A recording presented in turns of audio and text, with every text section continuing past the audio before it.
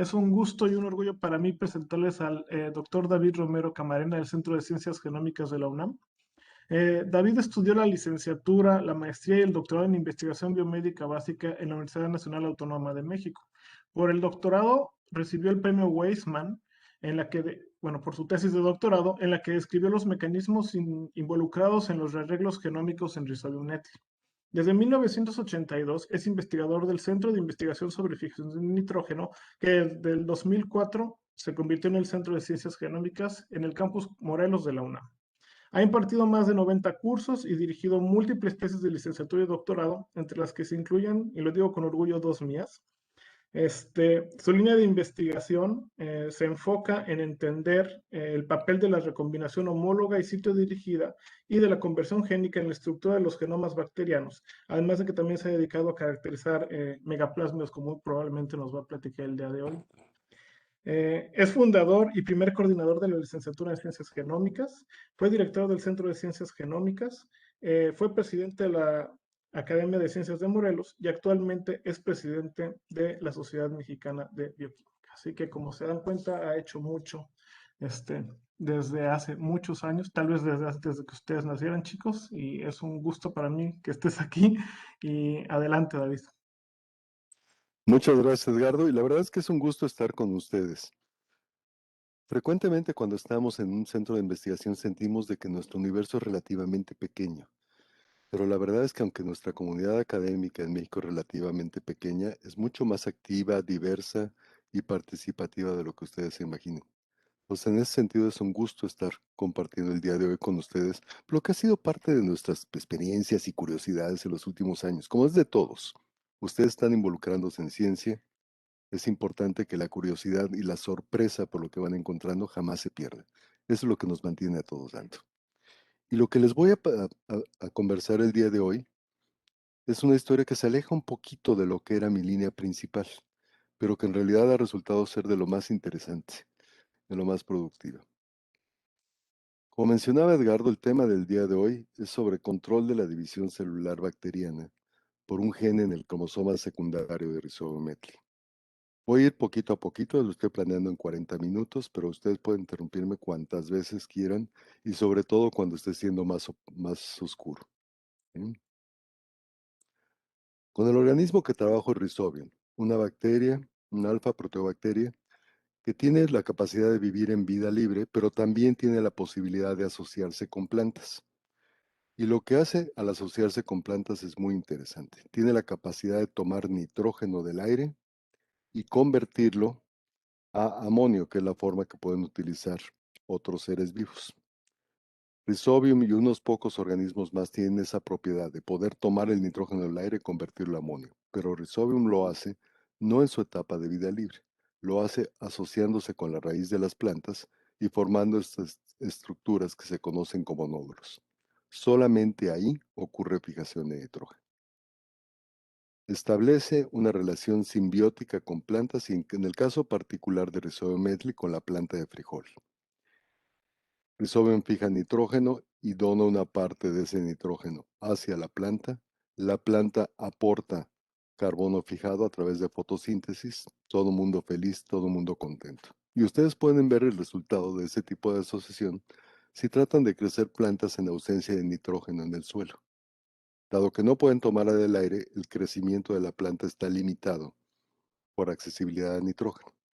Pero cuando la planta se asocia con Rhizobium, es capaz de producir la planta que ustedes están viendo, dado que la economía completa de nitrógeno la puede satisfacer gracias a esa asociación simbiótica. Por esa razón es un organismo que ha sido estudiado por mucho tiempo, ha traído considerable atención, es un modo de biofertilizante. Pero además ha resultado también interesante en términos de la estructura de su genoma. Y aquí tengo que hacer una desviación para que entienda a qué me refiero con cromosoma secundario. La mayoría de las veces cuando trabajamos con bacterias nos imaginamos con un genoma en el cual posee una única molécula de DNA circular frecuentemente, en la cual se concentran todos los genes. A esa la llamamos cromosoma y en lo general en bacterias solía ser uno. Pero hay grupos de organismos los cuales pueden tener más de un cromosoma dentro de su genoma. Este es un diagrama ya un poco viejo, Pero notarán ustedes que el esquema habitual para Escherichia coli es la presencia de un solo cromosoma circular y si acaso algunos pequeños plásmidos de tamaño entre 10 y 50 kilobases en aislados naturales. Lo que pretende mostrar esta transparencia es de que hay otros organismos los cuales pueden tener dos cromosomas, por ejemplo. Estos son bacterias que pertenecen a géneros como, como Rhizobium. Rhizobium y Sinorhizobium poseen dos cromosomas en su genoma, cuyos tamaños en lo general son hasta difíciles de discernir. Tienden a ser de tamaños parecidos. Algo similar pasa también como bacterias como Neisseria, Burkholderia, que también contienen dos cromosomas. Esa propiedad aparece también en otros organismos como Leptospira o Treponema, que también tienen dos cromosomas circulares. Aunque no es un tema que voy a hablar hoy, también hay algunos organismos como Streptomyces que pueden tener un único cromosoma, pero este ser lineal. La linearidad, la circularidad no es invariable dentro del mundo de la genómica microbiana. Un poco más en detalle, ustedes pueden ver aquí a lo que me estoy refiriendo. Dos cromosomas, por ejemplo, en el caso de Agrobacterium, otra Rhizobial es primo de Rhizobium etli, en el cual hay un cromosoma circular y uno lineal dentro del mismo organismo. Otras bacterias como Sinorhizobium elilotium, un Rhizobium que interactúa con plantas de alfalfa, en el cual hay un cromosoma circular bien conocido, pero también hay dos que se les llama megaplásmidos. La escala aquí está en kilobases. Entonces tenemos un megaplásmido de 1600 kilobases y otro megaplásmido de 1354.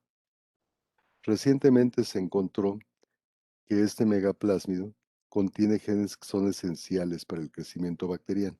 Si tratan de eliminarlo de la bacteria muere. Por esa razón, a ese y a todos los replicones que contienen genes esenciales para el genoma se les denomina cromosomas y por cuestión de antigüedad, a este se refiere como el cromosoma primario y este sería un cromosoma secundario. Lo mismo pasa en bacterias como Agrobacterium, donde este es el cromosoma primario, este es el cromosoma secundario. Pues el genoma esencial, aquel para vivir, puede estar repartido en más de un replicón. Y al segundo replicón se le conoce como cromosoma secundario. ¿Qué tiene que ver esto con la historia de Rhizobium? Rhizobium etli en particular. Pues bien, remontándome a épocas antiguas, en realidad en algún momento nos interesó caracterizar lo que serían los componentes genómicos de Rhizobium. Y en el caso particular de Rhizobium etli, lo que pueden ver en este tipo de gel es la existencia de 6 moléculas que considerábamos como plásmidos en ese entonces. Sus tamaños van de 184 a 642 kilobases. Y como suele pasar en varios plásmidos, poseen características que son como para extensión del nicho de la bacteria. Eso lo descubrió Susana Brom a través de la eliminación secuencial de cada uno de estos plásmidos y anotando las diferentes funciones que podían tener. Generaba una bacteria que carecía de ese plásmido y veía cuáles eran los cambios fenotípicos que ocurrían. Eso lo pudo hacer con 5 de los 6 plásmidos que están ustedes viendo en la pantalla, lo cual le permitió asignar funciones. Y noten que cerca del 30% del genoma de esta bacteria está en forma de plásmidos. Hubo una única y frustrante excepción. Jamás pudo eliminar el plásmido P42C, un plásmido de 505 kilobases, de los cuales por diferentes técnicas selectivas trató de eliminarlo, en realidad fue imposible. Lo más que podíamos obtener eran deleciones del plásmido. Al aclarar un poco qué era lo que estaba pasando, tuvo que esperar a que hubiera secuencia genómica completa. En ese entonces pensamos, bueno, seguramente contiene algún gene que es esencial para la supervivencia de la bacteria, probablemente un cromosoma secundario. Y del análisis de la secuencia podemos tal vez identificar cuál es este gene y aclarar el misterio. Cuando tuvimos acceso a la enciclopedia completa, lo que se obtuvo en 2006, resultó un poquitín frustrante. No encontramos de primer golpe ningún gene que fuera absolutamente esencial. Sí encontramos que cerca del 11% de los genes que estaban dentro de este plásmido participan en metabolismo primario, algo que es bastante llamativo. Normalmente plásmidos no contienen esa incidencia de genes que participan en el metabolismo primario. Y algunos de ellos son bastante importantes. Por ejemplo, la mitad de la vía de biosíntesis de vitamina B12 está sobre el plásmido B, la otra mitad está sobre el cromosoma. La mitad de la vía de biosíntesis de NAD está sobre el plásmido D, el resto está sobre el cromosoma. Genes que tienen que ver con localización del septo para división celular, como MINCDE, están también localizados en este plásmido. Pero curiosamente, cualquiera de esos genes lo podemos eliminar sin causar un efecto de letalidad para la célula. Entonces, si bien hay una participación importante en metabolismo primario, por mero análisis de secuencia no pudimos identificar por qué éramos incapaces de eliminar este plásmido. Y es un plásmido que es relativamente conservado con otros llamados plásmidos en otras especies de rizoma. No está ilustrado esta transparencia, pero lo que hicimos fue dedicarnos a hacer de lesiones planeadas, empleando recombinación sitio específica de partes de este plásmido o de la mayor parte de él. Pudimos generar tanto como 12 de lesiones diferentes que podían remover 4/5 partes del plásmido. Las únicas excepciones fue cuando las deleciones penetraban en este intervalo, entre el Gn1 y el Gn24, incluyéndolos. Cualquier deleción que tocara estos genes, no podíamos obtenerlo como una variante viable de la bacteria.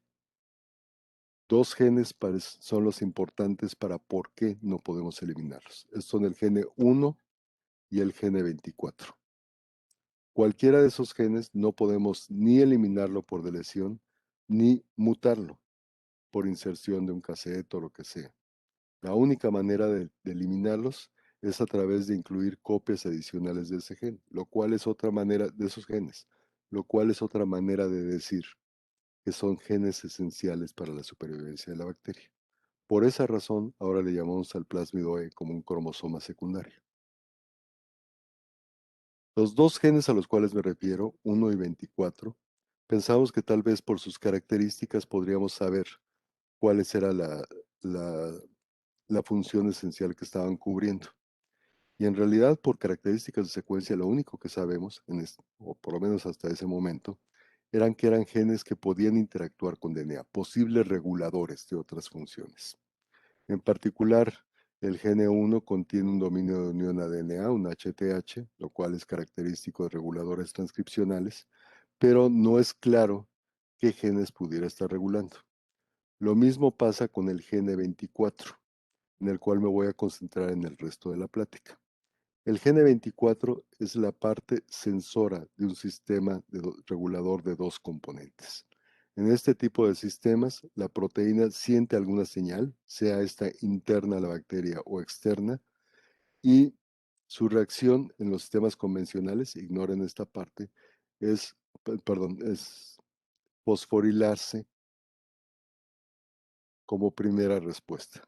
En sistemas dos componentes convencionales, esta fosforilación que ocurre en esta histidina pasa a una segunda proteína que es el elemento de respuesta. Esa es la que puede interactuar con DNA y lo hace solamente cuando el fosfato que reside en esta histidina es transferido a un aspartato que reside en la proteína de respuesta. Entonces, esta proteína es claramente un miembro de un sistema de dos componentes para regulación transcripcional, pero no es factible saber qué gen estaba controlando a menos que hagamos algo más. Es un sistema peculiar porque lo primero que ocurre es que se fosforila en esta histidina y en este caso pasa un aspartato que está sobre la propia proteína. En esta situación no podría pasar un elemento de respuesta a menos que haya una proteína intermedia. No conocemos todavía cuál es el elemento intermedio, ni tampoco la proteína de respuesta, lo cual nos dificulta el poder averiguar la función de este gene por experimentos de interacción directa con DNA. El esquema que escogimos más bien como para hacer eso fue generar mutantes condicionales. La idea era generar mutantes en las cuales el control de la expresión de este gen en particular, el Gn24, estuviera bajo el control de un promotor regulable, en el cual cuando hubiera bajos niveles de un inductor no hubiera expresión del gene, cuando hubieran altos niveles hubiera una expresión prácticamente normal del gen. Entonces la idea es generar ese tipo de modificación y después para ver el efecto sobre la expresión. Hay unos pocos sistemas, y eso es de lo que voy a hablar en este momento, y perdón, no les había dicho los temas de los que voy a hablar, pero aquí los ven y los voy a ir iluminando en rojo conforme vaya pasando los diferentes temas. Pues como les decía, la intención es generar una mutante condicional, una mutante en la cual el gen 24 solamente se exprese o se exprese bien en el momento en que demos el inductor. Se exprese mal cuando neguemos el inductor.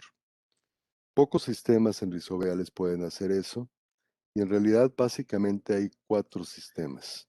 Un sistema que emplea el promotor LAC, que es inducible con IPTG.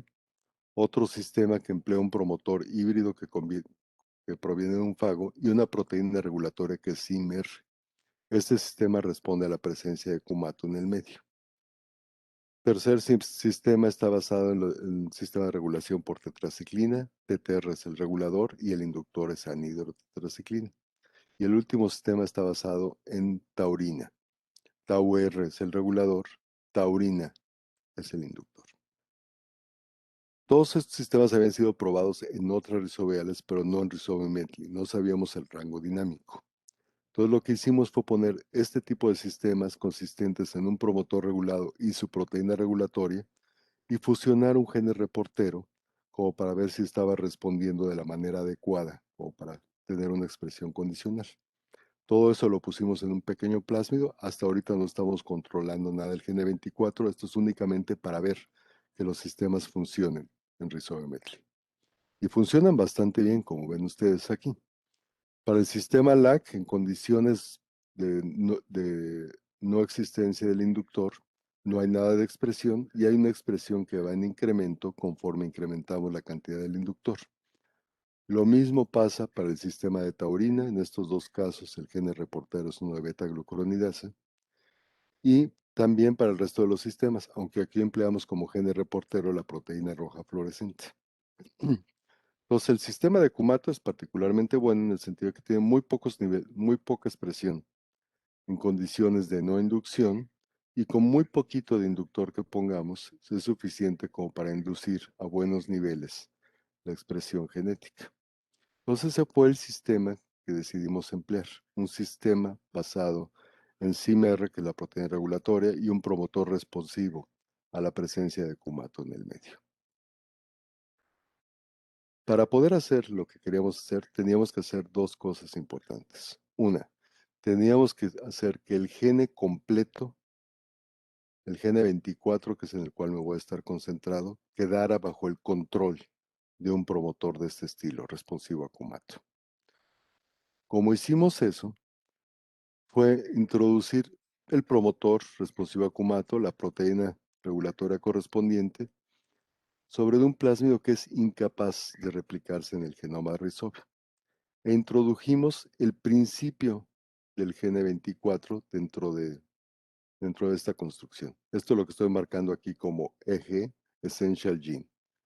En el momento en que introduzcamos esta construcción en Rhizobium, lo que va a ocurrir es una recombinación con su segmento homólogo, lo cual está marcado aquí con esta cruz.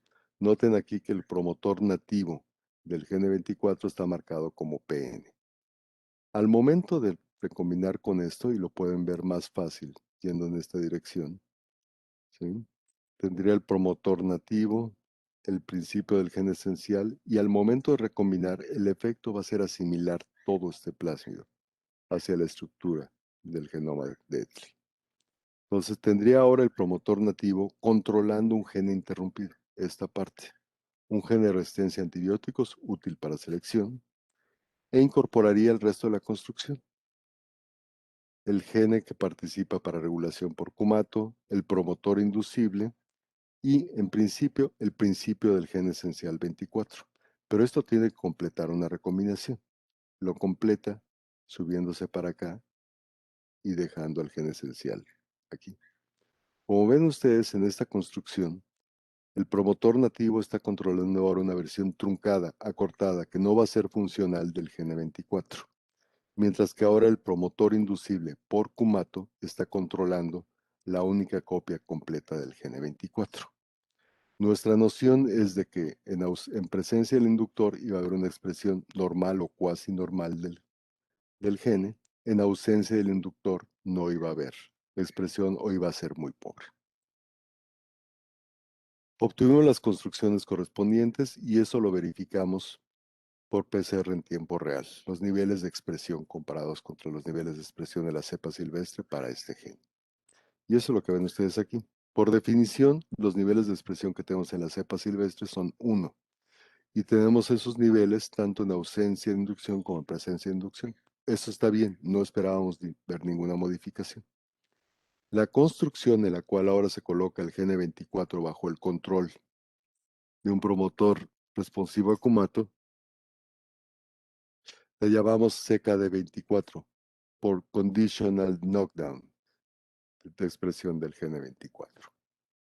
Como ven ustedes, en ausencia de inducción tenemos niveles muy pobres de expresión del gene 24. Solamente 5% de los niveles de transcrito de lo que tendríamos en la silvestre. En ausencia de inducción hay muy pobre expresión. Desafortunadamente y por razones que no entendemos todavía, subrayo eso, cuando agregamos inductor, si bien lo podemos levantar un poco la expresión del gene, no lo podemos regresar a niveles silvestres. Nos quedamos con un 25% solamente de la expresión de lo que sería el gene, una cuarta parte. Eso, si bien pudiera ser una molestia, en realidad había algo que era muy obvio. Éramos capaces de tener mutantes en este gene sin que la célula estuviera muriendo. Podíamos disminuir los niveles muy fuerte sin que la célula muriera. Por esa razón decidimos proceder a investigar cuáles eran los cambios fenotípicos que podía tener este tipo de mutante. Probamos un poco de todo, ¿eh? Creo que le echamos a los medios hasta pipí de gato a ver qué era lo que pasaba. No encontramos nada muy claro hasta que hicimos algo en lo cual pues, yo por lo menos no lo había hecho en los últimos 30 años, y era ver a las células al microscopio. El momento en que vimos a las células al microscopio nos dimos cuenta de algo. La expresión reducida del ORF24 provoca una alteración dramática en división celular. No división celular en este sentido, sino más bien en la forma en la cual se presentan las células y la manera como generan nuevas células. Una imagen dice más que 1000 palabras, entonces ahí les van las imágenes microscópicas. Esta es la cepa silvestre, no hay ninguna alteración en el gene 24, tanto en ausencia de inducción como en presencia de inducción. Como ven ustedes, son células bacilares, sin mayor detalle, eso es lo normal dentro de células de rizoma Methylene, y estas células se pueden teñir con un colorante que tiñe DNA y como ustedes ven, existe nucleoide dentro de cada una de estas células, son células vivas. Lo mismo pasa en presencia de inducción. La diferencia proviene cuando vemos el knockdown en el gene 24. Noten ustedes que las células, en lugar de ser bacilares, de tener una forma como de bastón, ahora son células prácticamente esféricas, redondas les llamamos. Aquí hay también algunas células bacilares normales, y eso lo tenemos tanto en ausencia de inducción como en presencia de inducción. Nada tiene sentido a menos de que contemos, a menos de que podamos definir realmente las proporciones. A una mutante condicional en el gene 24 en ausencia de inducción, cerca del 60% de las células son ahora esféricas. Un 40% se mantienen como bacilares. En la cepa silvestre tenemos 4% de células esféricas. Sí hay algunas esféricas, aún una población de células silvestres, pero noten ustedes que la gran mayoría son células bacilares. Al momento en que damos inducción del gene en la mutante 24, se reduce la proporción de células bacilares. No mucho, pero tampoco, recuerden que tampoco logramos tener niveles muy altos de expresión de este gene cuando damos inducción. Solamente lo reponemos al 25%. ¿Sí? Pero eso basta como para que baje un 20% la proporción de células redondas y se incremente proporcionalmente la proporción de células bacilares. Estos datos provienen de un análisis de 900 células por cada uno de los bloques que están viendo aquí. Pues claramente una alteración en este gen está provocando un cambio en morfología. Las células se vuelven esféricas en lugar de bacilares. Pero no es únicamente eso lo que pasa. Seguimos, dado que por la manera como estamos haciendo la microscopía, podíamos seguir células vivas y ver su crecimiento a microscopio, podemos caracterizar eso. Segunda desviación. Las células de Rhizobium no se dividen de la manera normal que otras células bacterianas como Escherichia coli.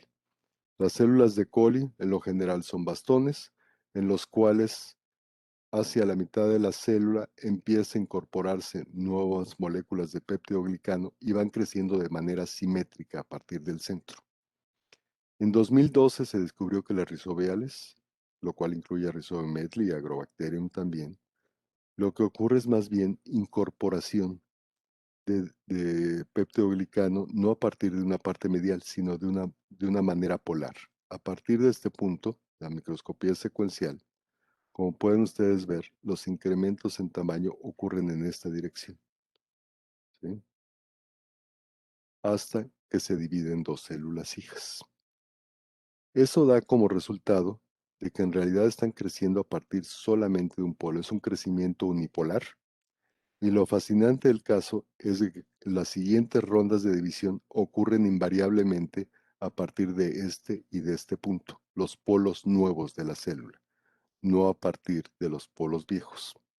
La vida tiene sentido en este tipo de organismos y es a través de los polos nuevos. Es la forma en que lo tienen concentrado. Lo mismo pasa con Rhizobium metli, estas son microscopías nuestras, en los cuales, como ustedes pueden ver, el tiempo está en minutos en la parte de arriba.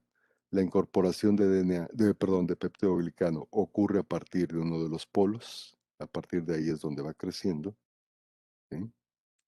Y en el momento en que se separan, los nuevos crecimientos van a ocurrir a partir de aquí y a partir de aquí. Ustedes pueden ver eso en microscopía secuencial. Y lo que les voy a poner en esta película es el crecimiento de Rhizobium metris FN42 contratiempo. Esta es una película que cubre 13 horas de registro continuo comprimido en unos pocos minutos. Entonces, como ven, empieza a crecer en este punto, es a partir de este polo donde va a empezar a crecer. Y como pueden ver ustedes, la célula se va haciendo más grande, pero en esta dirección, hasta que se septa y genera una nueva célula. Siguiente ronda de división va a ocurrir por este polo y este polo. Los voy a dejar que lo vean porque en realidad eso es justamente lo que ocurre. Crece solamente por los polos nuevos.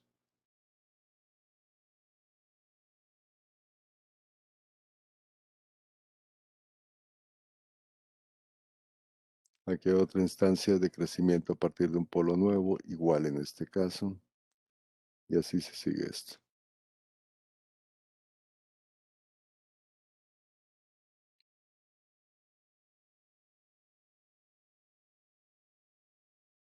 Noten ustedes, si bien hay estados en que se ve como una célula pequeña, en realidad es como un brote de la célula original. No son células que se hayan separado, ¿sí? En estas imágenes capturadas no vemos ninguna instancia de formación de células esféricas, aunque sabemos que se pueden generar en la silvestre. Son poco usuales nada más. A diferencia de eso, de ese crecimiento ordenado y como ven ustedes relativamente rápido de las células, la situación es radicalmente diferente cuando seguimos el crecimiento de las células con el knockdown en el gene 24. Esto fue hecho en ausencia de Kumato, entonces los niveles de expresión son muy pequeños del gene 24 en las circunstancias, 5%. La película, y como ven ustedes, a estas células les cuesta trabajo dividirse. Son células circulares, ahí la flecha marcaba la posición del septo y la otra flecha la aparición de un brote de crecimiento. Esto dura 13 horas, pero noten que les es realmente difícil generar nuevos polos de división a este tipo de células y a veces genera cosas extrañas, como dos polos de división por aquí.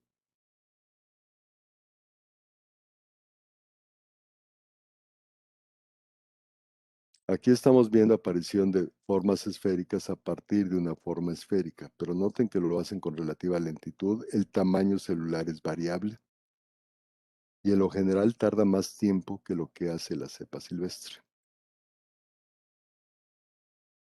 puede generar a partir de una célula esférica una célula de forma más basilar. Eso también es algo que puede ocurrir. Sofía, la persona que estuvo trabajando en esto, Sofía Martínez, tuvo que ver una cantidad bastante alta de películas de ese estilo e ir trazando secuencialmente qué era lo que iba pasando con cada una de estas células. Porque habían preguntas detrás de todo esto, ¿no? Estos son otros ejemplos de división a partir de estas. Y voy a poner las dos películas como para que vean ustedes qué es lo que va ocurriendo poco a poco.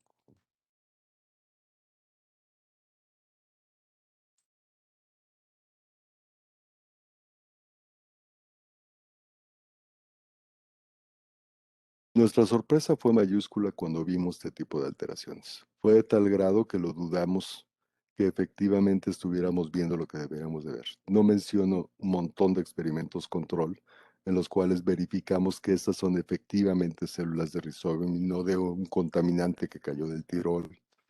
Reconstruimos estas mutantes repetidas veces como para estar seguros de que no eran peculiaridades de una construcción única, sino que se presentaba de manera repetitiva cuando hacemos esto.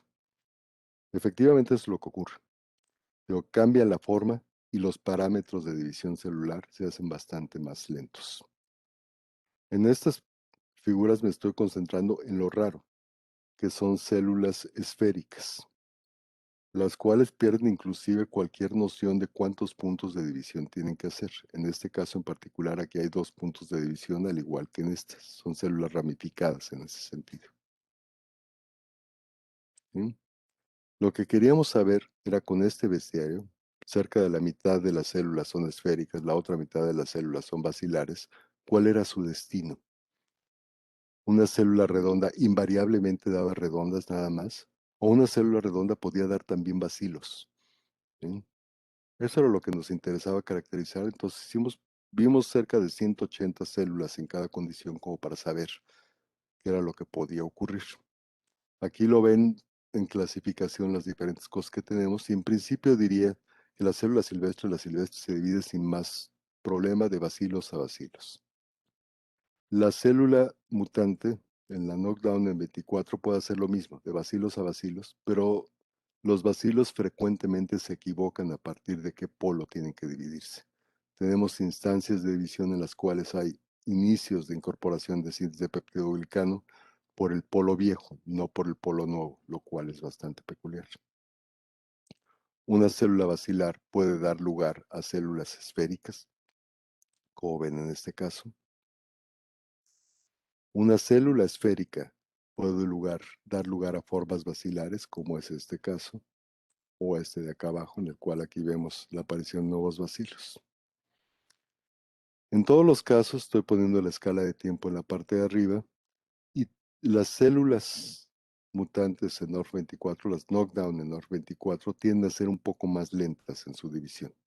Las más lentas son cuando una célula redonda esférica, da lugar a otra célula esférica, en el cual como para tener una instancia clara de separación tuvimos que esperar casi 7 horas. Es lo más lento de todo. Células redondas pueden ramificarse también y jamás terminar de dividirse. Es lo que pasa con ellos.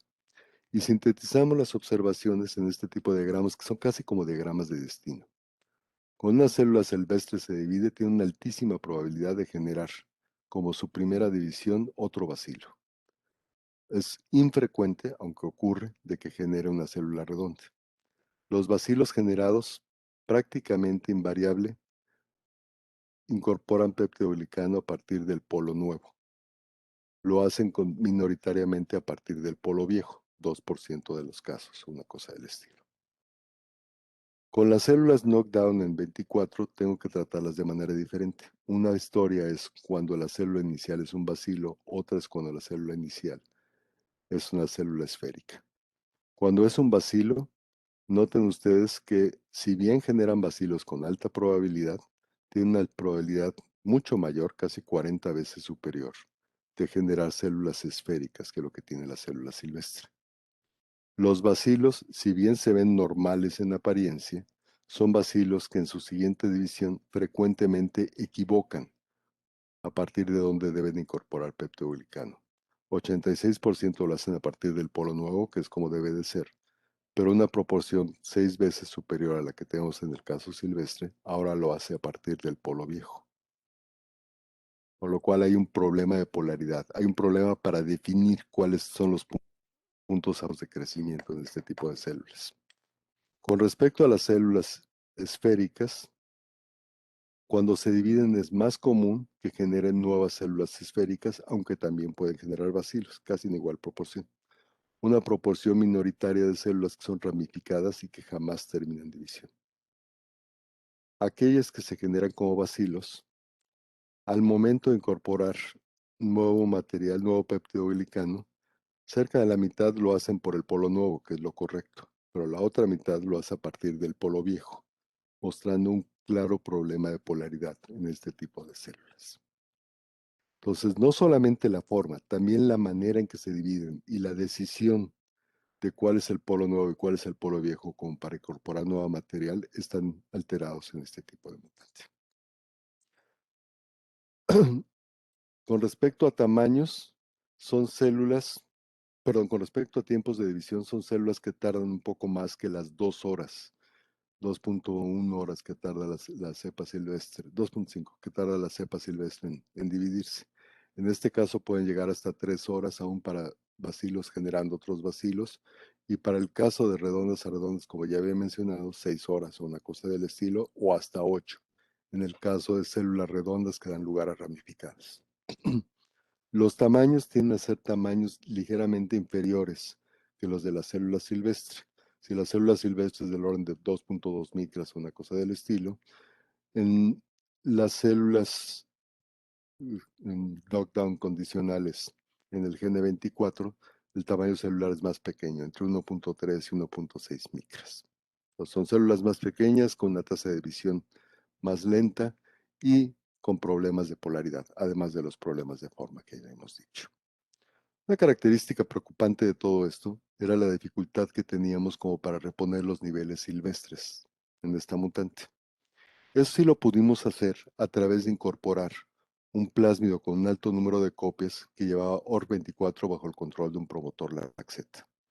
Si introducimos ese plásmido en una cepa mutante, ¿sí? Primero tenemos un control en el cual introducimos el plásmido vacío, se mantienen las células redondas en proporción similar en el caso de la mutante, pero cuando introducimos un plásmido que lleva la versión silvestre del GN24, aquí sí disminuye la proporción de células esféricas a la misma proporción que la célula silvestre y se incrementa la proporción de formas bacilares. Sí podemos componer los niveles de OR24 en este tipo de mutantes y por lo mismo corregir el fenotipo de forma que estábamos viendo y también muchas de las características de división, incluyendo los problemas de polaridad. Para lograr eso, tuvimos que meterlo en un plasmido multicopia y eso lo que implica es tener niveles mucho mayores que lo que tenemos en la cepa silvestre. En el caso de ausencia de inducción, tenemos aproximadamente el doble de expresión de lo que tenemos en la cepa silvestre. Noten que hay un corte en la escala aquí. Y en el caso de cuando metemos inducción, llegamos a niveles de 6 veces los niveles que tenemos en la cepa silvestre.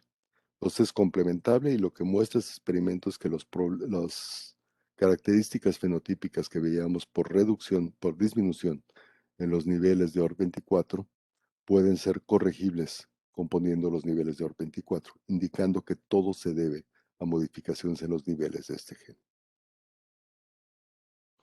Aquí voy a hacer una segunda desviación y es al respecto de la oligomerización de esta proteína. Proteínas que son reguladores, histidinas sinasas híbridas, como es el caso de OR24, suelen participar en la célula oligomerizándose, frecuentemente en forma de dímeros. Nos interesaba preguntar si la proteína codificada por OR24 era capaz de oligomerizar. Para eso empleamos un sistema de dos híbridos, el cual está basado en el sistema Alexa. Un gene reportero se pone bajo el control de un promotor para Alexa y la proteína Alexa puede dividirse en dos partes. Una parte que es la que tiene la capacidad de unirse a DNA y otra en la cual para poderse unir requiere que estas dos moléculas estén dimerizando.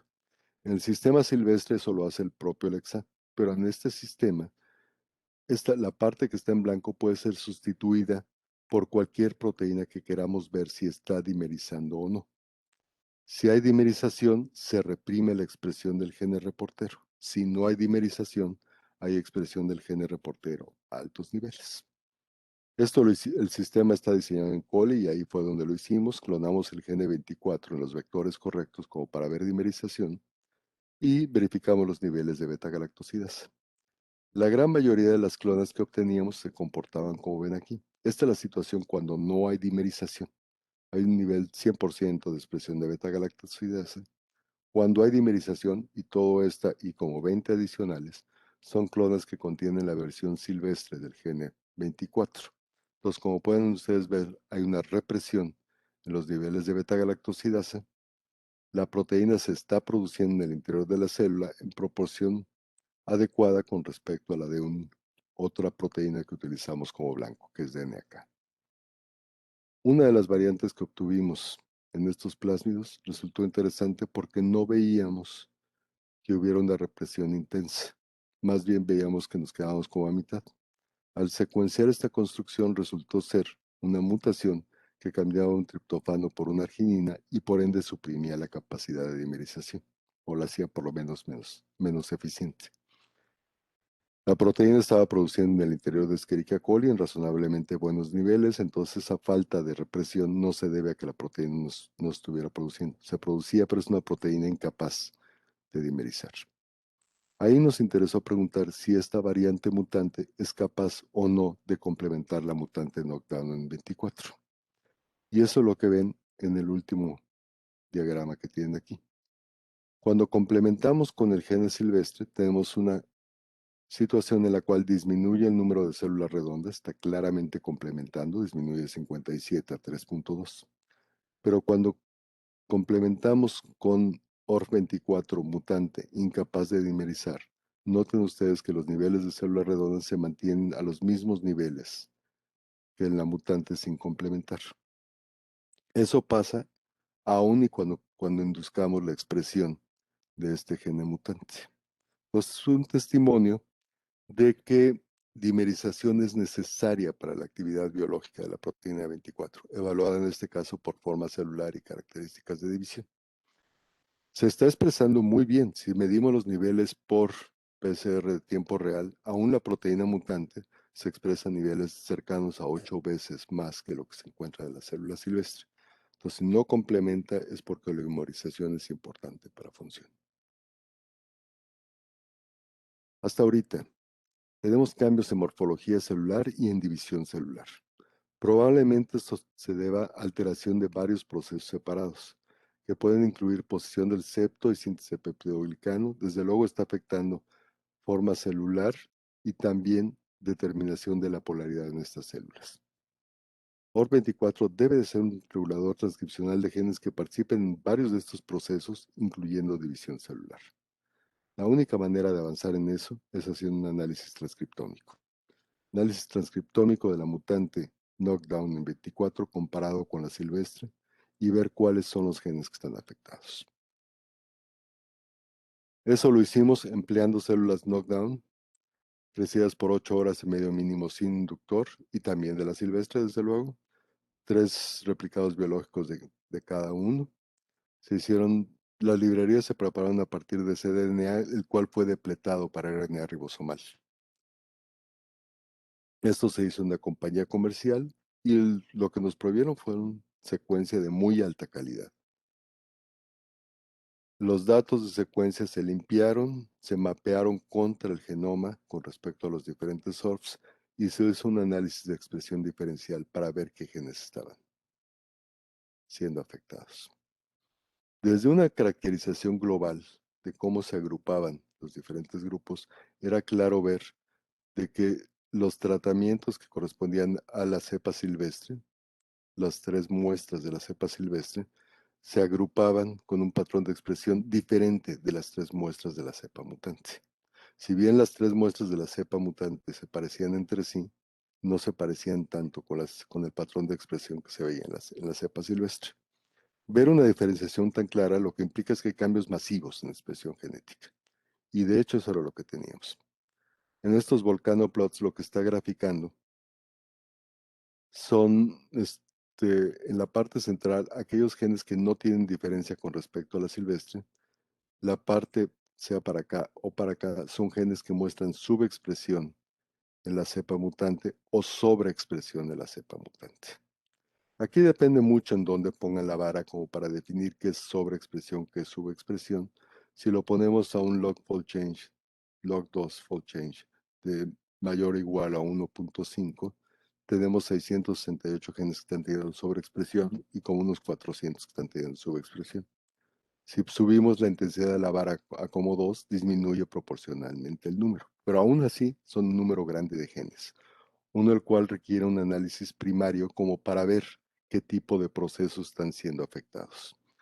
Una buena parte de los genes que están variando de expresión son genes que no tienen una función asignada, pero cerca de la mitad sí tienen una función asignada y se pueden agrupar en grupos GO, los de Gene Ontology, como para preguntar si hay una sobrerepresentación de algún grupo particular de genes dentro de la población de diferencialmente expresadas.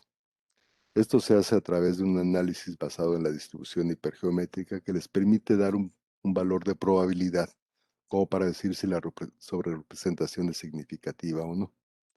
Como ven ustedes, clases que son altamente sobrerepresentadas dentro de esta muestra son genes para división celular, por ejemplo, genes para motilidad, que también están altamente representados, para organización del flagelo. Hay algunos que están sobreexpresados que tienen que ver con procesos de oxidación-reducción, lo cual es una clase tan amplia que es difícil sacar una conclusión clara. Nos resultó más sorprendente ver que habían genes sobrerepresentados dentro de la clase de diferencialmente expresados que participan en síntesis de ATP y en general en procesos respiratorios. H y J, todas estas son clases que tienen que ver con procesos respiratorios en la célula. ¿Sí? Resumidas cuentas, estamos teniendo alteraciones, por lo menos en este análisis inicial, en genes que participan en división celular, lo esperábamos en base al fenotipo, genes que participan en motilidad celular, esperables a través de caracterización de otras mutantes que están alteradas en división celular, pero lo que no nos esperábamos es que hubiera una aparición de genes que participan en respiración, como estos, para transporte de electrones o en biosíntesis de ATP. Lo esperábamos, pero no estábamos del todo seguros que tuviera también una modificación en genes que tienen que ver con biosíntesis de peptidoglicano. Esto es un diagrama demasiado abstracto. Déjenme pasar un diagrama un poco más específico. En esta gráfica de calor se muestran agrupados los genes para los cuales vimos modificaciones en niveles de expresión en diferentes tonos de azul sobre el heatmap, azul o morado. Están todos aquellos que están subexpresados, en rojo solamente aquellos que están sobreexpresados. Entonces, la gran mayoría de los genes que tienen que ver con división celular están subexpresados en este caso. Lo mismo pasa para este grupo de genes que tienen que ver con replicación de DNA. Estos son genes que tienen que ver con biosíntesis de peptidoglicano. Empieza aquí, noten la barra moradita y siguen hasta acá. La gran mayoría de los casos hay subexpresión de esos genes. Y así para todas las clases. Hay un grupo de puntos que están marcados a la derecha de cada bloque. Esos puntos lo que identifican son genes que cuando se tratan de mutar en otra rizoval, en Agrobacterium, son incapaces de obtener la mutación, lo cual significa que son genes esenciales. La pérdida total de la expresión de esos genes lleva a problemas de esencialidad. Entonces tenemos también una sobrerepresentación de genes esenciales cuya expresión se modifica en este tipo de células. Resumidas cuentas, alteraciones en genes para división celular, en genes para biosíntesis de peptidoglicano, eso es esperable, estábamos esperando modificaciones en división celular. Un poco más sorprendente, modificaciones en genes en expresión, subexpresión de genes que tienen que ver con procesos de traducción en la célula. y adicionalmente subexpresión de genes que tienen que ver con biosíntesis de ATP y en particular con respiración, toda esta parte. Los genes que corresponden a quimiotaxis son todos estos y es un único operón continuo. Todos los genes que están viendo aquí forman parte de un operón gigante, el cual está todo subexpresado en ese tipo de células. Las modificaciones que tenemos en ciclo celular y en biogénesis de membrana son modificaciones muy severas. Este es el diagrama que describe las diferentes relaciones entre genes con un regulador central que es CTRA. En amarillo están todos aquellos genes cuya expresión no es alterada en la mutante NORF24. En azul están todos aquellos genes cuyos niveles de expresión se disminuyen en la condicional en NORF24. Como notarán ustedes, hay disminución en niveles de expresión de un gran número de genes que participan en división celular, no en el supuesto regulador de todos ellos. El control, la disminución de expresión se está alcanzando por otro mecanismo, tal vez dado por OR24. Hay sobreexpresión de unos pocos genes dentro de aquí, pero en la gran mayoría de los casos hay subexpresión de genes que tienen que ver tanto con división celular como con biosíntesis de peptidoglicano. Esto es división celular y biosíntesis de peptidoglicano, la ven aquí. Nuevamente, desde generación de precursores, como es en este caso, hay subexpresión de genes que tienen que ver con ellos. Y también como para procesamiento y ensamble de peptidoglicano en diferentes puntos de la célula, en el cual genes como este está encargado de síntesis de peptidoglicano en el punto donde se va a colocar el septo, al igual que este en particular. Entonces tenemos una alteración general en genes que participan en división celular y en incorporación de peptidoglicano dentro de la célula. No sabemos en muchos de estos casos si el efecto es directo por la pérdida de ORF24 o si la pérdida de ORF24, bueno, la disminución de ORF24 afecta otras cosas que a su vez son las encargadas de generar este efecto. Lo que sí es claro es que la razón de la esencialidad de ORF24 es que está afectando todo esto. Estamos viendo subexpresión de estos genes en el momento en que subexpresamos ORF24. La desaparición completa es fácil predecir que va a afectar ambos procesos, división y síntesis de peptidoglicano. Esa es la razón por la cual no podemos tener ese tipo de pérdida de ese gen. Todo esto fue validado por PCR en tiempo real y únicamente para ilustrar las barras verde oscuro, cuando están hacia abajo muestran subexpresión y corresponden a datos de RNA-seq. Las barras color verde claro lo que muestran son los datos que obtuvimos por PCR tiempo real, que en lo general reproducen los datos que veíamos por RNA-seq. Esto tanto para genes de división celular como para genes para biosíntesis de peptidoglicano y genes que no he hablado mucho más, que son genes que participan en respiración, incluyendo síntesis de ATP, los cuales muestran una marcada subexpresión en este tipo de células.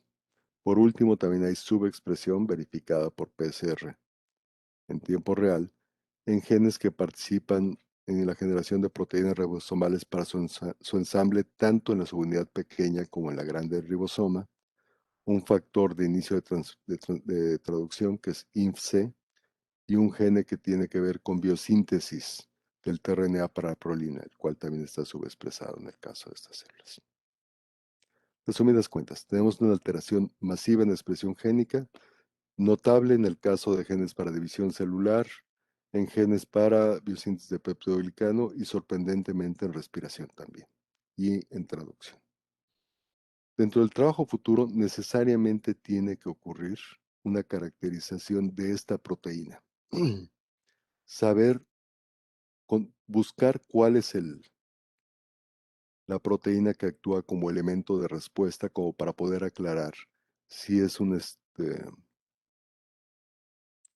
si es un control directo o indirecto de expresión génica de los genes que ustedes acaban de ver. Ahí estuvimos detenidos por un largo rato hasta que pudimos obtener, anticuerpos en conejo contra la proteína 24. Esto está un poco ajetreado, pero concéntrense nada más en este bloque que lo que muestra son la cepa silvestre y la cepa mutante NOR24, utilizando antisueros dirigidos contra OR24. Es un experimento de Western blot y como ven ustedes, en la cepa original podemos detectar muy bien los niveles de OR24, pero no así en la cepa knockdown, en la cual si acaso se ven sombras solamente. Utilizando otros anticuerpos, como pudiera ser anticuerpos contra RPOH, un anticuerpo de trisomía melilótica que obtuvimos gracias a un grupo cercano, podemos detectar la presencia de RPOH, que es esta proteína de por aquí, y utilizarla como control en experimentos de tipo Western. Esto es para detección, pero para lo que realmente queremos estos anticuerpos es como para hacer experimentos de pull down en vivo, en el cual podamos verificar con qué otra proteína se une la proteína correspondiente a OR24. El trabajo que les presenté el día de hoy fue iniciado por una alumna doctorada, coetáneo de Edgardo Sepúlveda, Cristina Landeta, que por lo que entiendo también ya les dio un seminario a ustedes. Ha sido continuado por Sofía Martínez como alumna de doctorado, que ha hecho la gran parte del trabajo. Carmen Guadarrama trabajó en la parte de oligomerización de OR24 y también la generación de anticuerpos. Araceli Dávalos, Patricia Bustos y Víctor González han trabajado en una parte de mutantes supresoras que no he tenido tiempo de platicarlas el día de hoy. Y Susana Brom y Lourdes Giralds han sido colaboradoras a todo lo largo de este proyecto desde sus comienzos. Esto ha sido apoyado por CONACYT cuando CONACYT se acuerda de esas cosas importantes como para poder completar este trabajo. Y con esto termino y estaría dispuesto a contestar cualquier pregunta que ustedes puedan tener. Muchas gracias. Muchas gracias, David. Pues dejo el chat abierto o si también quieres una pregunta directa, chicos, adelante. Si no, yo puedo empezar porque tengo muchas dudas. Mm, Pero estoy viendo, Bueno, estaba tratando de ver el chat, ya lo tengo. sí, pero todavía no tenemos preguntas. Pero entonces yo quiero aprovechar y hacerte una pregunta muy egoísta. Mm, Yo en todos los sensores de sistemas dos componentes híbridos que he visto, el dominio REC resulta que no es esencial para la función de regulación, pero evidentemente yo nunca he usado un sistema de dos componentes que sea esencial para la vida de la bacteria, ¿no? O que tenga un mm, fenotipo tan marcado a nivel físico. Entonces, mm. ¿no han pensado ustedes en ver si el dominio REC tiene un, un efecto o una importancia en la función de su proteína? A lo mejor sería una forma de ver también, pues mutantes o tener una mutante que esté eh, disminuida en la función de la proteína. Coincido contigo. Ya ahorita ya podemos hacer con versiones mutantes. Una vez que tenemos una mutante condicional, ya podemos complementar con una mutante que le falta ese dominio REC. Y coincido contigo, el dominio REC es un dominio raro. En un principio se pensaba que estaba ahí porque el primer fosfato cae en un lugar y después se lo transfiere al dominio REC. Y ahí se queda amarrado y dependiente de una proteína adaptadora, necesariamente. Pero datos más recientes lo que hacen sugerir es de que en realidad ese dominio REC como que para lo que sirve es como para amortiguar un poco los niveles de activación, pero que como dices correctamente no es esencial. Entonces la predicción es si clonamos una versión acortada de la proteína del OR24, faltándole ese dominio, va a ser perfectamente funcional y va a poder complementar. Yo creo que es un buen experimento y hay que hacerlo, sin lugar a dudas. Y el otro comentario que tengo es en base a mi experiencia también buscando un regulador de respuesta. Supongo que ya saben que no es el Orfuno, ¿no? Que tiene cara de regulador de respuesta. Sí. Pero yo sí pasé mucho tiempo alguna vez buscando un regulador de respuesta y también me puse a hacer pull downs, ¿no? Y Mm, encontré varios reguladores de respuesta. Pero yo aprendí, tal vez a la mala, que a lo mejor buscando homólogos de tu proteína en otros genomas, vas a mm, encontrar esa proteína asociada en un operón a un regulador de respuesta, que sí, entonces te podrías tú buscar contra el genoma de tu bacteria y entonces ya hacer una mutación directa. sí. De las dos cosas ya sabemos algo. No mencioné todo el trabajo con Orf1, porque sí, lo hemos trabajado paralelamente a este. Las knockdown en ORF1 tienen un fenotipo también de células redondas. pero el fenotipo, la proporción es mucho más atenuada para ese regulador que para nuestro caso. Digo, si en el caso de ORF24 teníamos una reducción teníamos un 60% de células esféricas, en el caso de la knockdown en ORF1 teníamos 20% de células esféricas. Un montón, pero el fenotipo curiosamente está en menor nivel. ¿Sí? Empleamos también el sistema el sistema de dos híbridos que le relaté, el del EXA, como para ver si había alguna asociación entre ORF1 y ORF24. No hay ninguna. Mutantes en ORF1 no afectan los niveles de ORF24, mutantes en ORF24 no afectan los niveles de ORF1, y en la vecindad de ORF24 no hay ningún otro elemento que se vea claramente como de respuesta.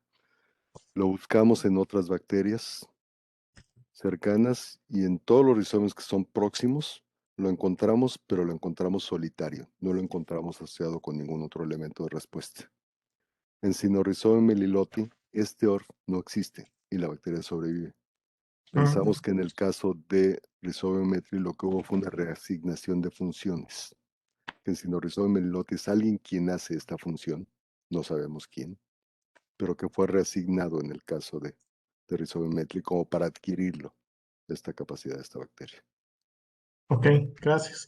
Aquí tienes una pregunta en el chat, de alguien que también conoces. Sí, Este, ¿No se han planteado la opción de hacer el RNA-seq sobreexpresando su ORF y en sus PCRs en tiempo real, qué genes usan como referencia? ok. Con respecto a hacer la sobreexpresión de los ORFs, sí. En realidad, algo que olvidé decirles es que los experimentos de RNA-seq son producto de la pandemia. En realidad fue lo que pudimos avanzar cuando estábamos durante la pandemia. Entonces, no nos ha dado tiempo de meter esa, que sí es importante. Esperaríamos observar una reversión de a lo silvestre de la mayoría de los genes que veíamos alterados. Pero ahorita la que más nos está interesando es hacer una caracterización de la knockdown en ORF1. Coinciden en un punto. Si bien no les hablé de eso, se los puedo decir en este momento. Coinciden en que también genera células esféricas. Si vemos el punto de traslape entre los dos niveles de expresión, va a ser más fácil verificar cuáles son control directo y cuáles son control indirecto. Eso es algo que nos interesa. Pero la respuesta corta, sí queremos ser los dos. La sobreexpresión de OR24 y ver también el perfil de ORF1. Y con respecto a quién utilizamos como referencia, utilizamos a RPOB, un gen de RNA polimerasa particular, como para mantenerlo constante. Gracias, Ramón. Saludos. Yo tengo una última duda sobre los anticuerpos. No entendí cómo lo hicieron. ¿Es un anticuerpo contra la proteína? Es un anticuerpo No. contra la proteína. Lo que hicimos fue ponerle una cola de histidinas, Ah, purificarla en en coli. Aquí debo decir, y esto es una lección para los que trabajan con purificación en proteínas, es que por un rato estuvimos vueltos absolutamente locos. Porque en realidad, a pesar de que utilizábamos las columnas apropiadas con níquel como para poder purificar la proteína, obteníamos la proteína, pero varias bandas, tanto como 5 bandas de peso molecular inferior que no podíamos limpiar de ninguna manera. Hasta que se nos ocurrió hacer un western con un anticuerpo que reconoce la cola de histidinas. Todas las proteínas que estábamos viendo reaccionan con el anticuerpo contra la cola de histidinas, mostrando que es un producto de degradación que se genera en Escherichia coli. Ese no nos molesta para hacer anticuerpos, eso lo podemos hacer, aún con algo que sea una mezcla entre proteína full length y proteínas degradadas. ¿Sí? Tal vez pasemos rápido por esa parte, pero o con size exclusion, ¿no? sí, Te deshaces de ellas. sí. Esto era lo que veíamos cuando purificamos la proteína en el caso de coli, antes la cantidad de bandas. Muy regular. Todos son productos de degradación. Cuando checan con el anticuerpo generado como se ve en la cepa, en la cepa silvestre, solamente se ve una única banda de reacción, no hay productos de degradación, todo está muy limpio. Son degradaciones que ocurren en el en coli. Que no los detenga eso, en otras palabras, ¿no? Ahí me robó, Ramón, mi siguiente pregunta. Si la sobreexpresión de Suborf en coli provoca algún fenotipo relacionado con la división celular. Ninguno, fíjate que esas sí las vimos como muy normales, ¿eh? No afectan y no esperaba que afectaran, porque en realidad si acaso lo que estamos sobreexpresando es el elemento sensor, no el elemento de respuesta. Entonces hay poca probabilidad que vaya a afectar este crecimiento. Lo que sí es que es una proteína que es problemática de trabajar. Los primeros intentos de purificación se detuvieron porque la proteína se precipitaba. Entonces tuvimos que trabajar esto en condiciones de alta dilución, como para que no, de mayor dilución, como para que se mantuviera de manera soluble y poder hacer todo lo demás. Ok, pues creo que ya nos pasamos un rato. Yo quisiera seguir platicando, pero ya tenemos que Sí, terminar. mis disculpas, Este, se me fue la lengua. no, estuvo perfecto y nos aventamos unos 7 minutos de discusión. Espero que los chicos hayan aprendido un poquito, que hayan además aprendido las lecciones que nos comentaste ahorita, la forma de hacer los experimentos, como además cada quien en base a su experiencia tiene diferentes preguntas o diferentes aproximaciones, ¿no? Muchas gracias, David, por haber estado aquí. Ojalá algún día. Gracias a ustedes. Saludos a Ramón, saludos a Adriana Corbera, que también la veo dentro de los asistentes. Y desde luego a Emiliano, que está ahí. Emiliano, ponte en el centro. Hola, conejo, ¿cómo estás? Anticuerpos de conejo.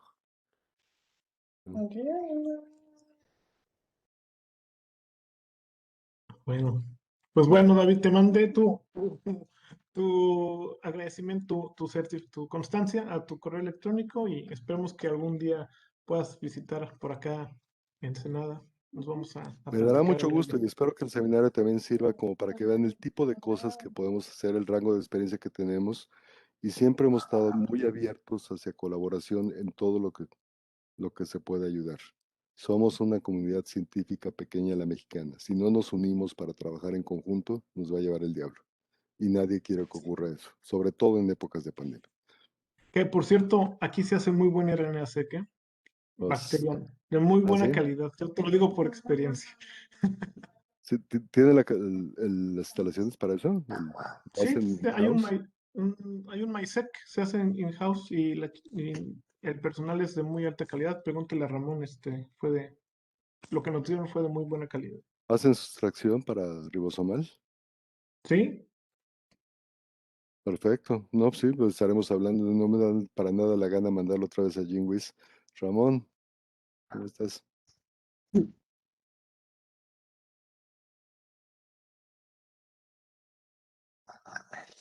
Esto es excepcional. Ver a Ramón hablando pero no oír una palabra es poco usual para él.